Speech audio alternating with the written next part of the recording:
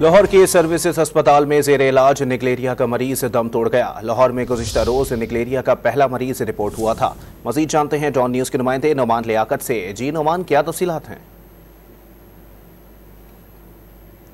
जेर इलाज निकलेरिया का मरीज दम तोड़ चुका है। इस हवाले से सर्विसेज अस्पताल की इंतजामिया ने तस्दीक कर दी है और जो डेथ सर्टिफिकेट है वो भी जारी कर दिया गया है। याद रहे कि गुज़िश्ता रोज ही निकलेरिया का पहला मरीज रिपोर्ट हुआ था।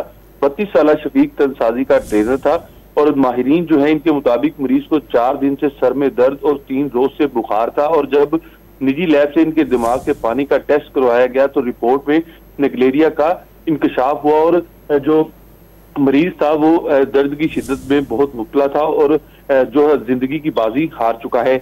इस पर तिबी माहिरीन का ये बताना है कि निकलेरिया साफ पानी में अफजाइश पाता है और नाक के जरिए दिमाग तक पहुंच जाता है, इसलिए पानी की मिकदार में क्लोरीन का 50% होना जरूरी है। और इससे पहले भी माहिरीन की जानिब से ये अलर्ट जारी किया गया है कि चूंकि गर्मी का मौसम है तो लोग स्विमिंग पूल से इज्तनाब करें, क्योंकि ज्यादातर मरीजों के रिपोर्ट होने का एक अहम जरिया है, इसलिए स्विमिंग पूल से परहेज किया जाए।